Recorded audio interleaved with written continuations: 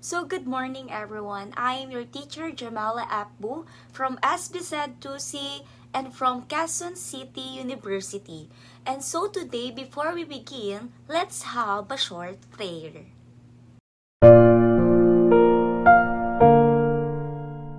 Please bow your heads and let us pray. Dear Jesus, please show me how to spend this day sharing your love in every way. Help me to be kind to everyone, to play and laugh and have lots of fun, shining your light and giving your grace, sharing your joy with a smile on my face. Angel of God, my guardian dear, to whom God's love commits me here. Ever this day be at my side, to light and guard, to rule and guide. Amen. Thank you. So be seated everyone. And now I will gonna check the attendance first. So ayan, very good. Everyone is present. But before we start to our lesson for today, I have the classroom rules. First, be respectful. Second, be prepared. 3, be responsible. And 4, and be engaged. And please arrange your chairs properly, sit properly, and be ready to learn. And I hope that all my classroom rules ay makikita ko rin na ginagawa nyo rin hanggang matapos ang ating klase. Hindi lang also sa akin, kundi syempre sa iba nyo na rin mga teachers. Ayan, so bago tayong mag-proceed sa ating lesson for today, I have a fun puzzle for you guys today. So these are called Travis puzzle, wherein pictures and words combine to form a message. So let's see if you can guess what each puzzle means. So the first puzzle that I prepared is this. Who can guess what this means? Ayan, you can see there na there's a hands and the other is parang binubuhat yung isang tao. So, we can guess this puzzle. Ayan, so very good. Correct. This is the helping others. And also, pwede rin itong helping hands dahil this puzzle, pinapakita nito na it is all about sa pagtulong. And then, the second puzzle, what do you think this puzzle means? So you can see there, dalawang magkahawak na kamay, and then there's a puzzle. We can guess this puzzle. Ayan, very good. The correct answer is learning together. And you can see to this puzzle, it shows teamwork naman talaga and learning together. And so, let's proceed to the third puzzle. Ayan, so for the third puzzle natin, may kita ka rito na stairs and also the footsteps. So, we can guess this. Ayan, very good, great. It shows a step by step. So, all this connected to the learning with the guidance. So, this clue will lead us to our lesson today. How can children learn best when someone guides or interacts with them? And this is core of Vygotsky Social Cultural Theory.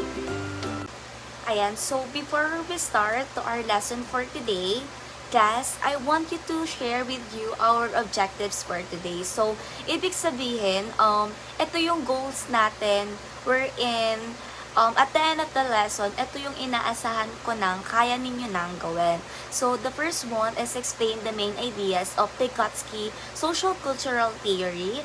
And the second one is describe and differentiate the concept of zone of proximal development, scaffolding, more knowledgeable others, and private speech. And lastly, the third one is apply Vygotsky ideas by giving real classroom examples of guided learning. Ayan, so let's proceed to our lesson for today. So let's go to the overview of Vygotsky theory. So let's read this first. So human learning is a social process, and children learn through interactions with their family, peers, and teachers. And also, the culture shape how children think and make a meaning. So learning happens best when supported by people around the child. So let's make this simple idea. So according to Lev Vygotsky, learning happens through a social interactions. So ibig sabihin nito, mas mabilis tayo natututo kapag may kasama tayo na kaibigan, kapatid, magulang, or teacher na nagtuturo or gumagabay sa atin. Na habang ginagawa natin yung isang task is hindi tayo natututo na mag-isa lang because we have a guidance. So, the culture and environment na kung saan tayo lumaki, ano yung mga naririnig natin, lahat yan is nakakaapekto kung paano tayo mag-isip at matuto. Kaya iba-iba ang learning ng bawat bata depending sa kani-kanilang mga kinalikihang environment. So, kayo ba guys, have you ever learned something faster because a friend or sibling helped you? Ayan, so thank you for your sharing. So, this is like my example. Like, halimbawa ako, mas mabilis ako natututo mag-download ng apps dati kasi tinuturuan ako ng kapatid ko step by step. And according to Vygotsky, that's the social interactions. Mas mabilis ang learning kapag may taong mas marunong na tumutulong sa'yo. Ayan, so let's talk about the life and influence of Lev Vygotsky. So, si Lev Vygotsky ay pinanganak noong 1896 sa Russia. So, hindi lang siya psychologist, mahilig din siya sa literature, philosophy at educations. Kaya malawak ang perspective niya sa learning. So, unfortunately, maaga siyang namatay at the age of 37. Pero kahit maaga siyang pumanaw, sobrang laki ng impact ng kanyang ideas sa educations. Tinawag pa nga siyang Mozart of Psychology dahil sa brilliance niya at sa dami niyang naiambag kahit bata pa siya. So, ayan guys. So, why do you think na his ideas became famous even after his death? Ayan, so thank you for sharing. So siguro nga dahil ang ideas niya were ahead of his time. Kahit na hindi siya nabuhay ng matagal, nakapag-propound at practical ng theories niya sa teaching at learning. So, when educators discover his work after his death, na-realize nila na tama pala, natuto nga ang bata through interactions. Tama nga, kailangan ng guidance, hindi pwedeng pabayaan lang. Tama nga, na culture affects thinking. So, though wala na siya, yung ideas niya ay ginagamit pa rin hanggang ngayon sa modern classroom. Para nga itong si Mozart na maagang namatay pero tumatak sa music history. Ganon din si Lev Vygotsky dahil maaga man siyang nawala pero ang theories niya ay ginagamit pa rin worldwide. Especially tayo.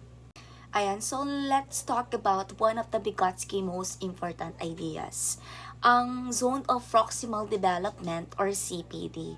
Ang ZPD, isa siya sa mga agwat o gap sa pagitan ng mga bata na kayang gawin mag-isa at mga batang kaya niyang gawin kapag may tulong. So dito, pinaka nangyayari ang learning sa gitna o hindi masyadong madali at hindi rin sobrang hirap. So halimbawa, hindi kayang mag-solve ng bata ng world problem mag-isa. Pero kapag katinuruan ko siya ng step by step, kaya niya nang sundan, ibig sabihin yung task na iyon ay nasa ZPD niya. Ayan, so kayo ba guys, can you give me an example of something you can do with the help but not yet alone? Ayan, so very good. Thank you for your sharing. So, it's like my example. Dati kasi hindi ko kaya mag-fold ng origami crane ng mag-isa. Pero, nung ginabayan ako ng friend ko, by teaching that with step by step is nagawa ko naman siya. So, ibig sabihin, nasa ZPD ko yung skills na iyon, na kaya ko siya with the help, pero hindi ko siya kaya ng alone. Ayan, so sino naman ang nagbibigay ng tulong sa ZPD? So, ito ay tinatawag na more knowledgeable others o MKO. So, MKO, it is emphasized learning as a social and cultural process. And it's influence collaborative learning, group works, and scaffolding.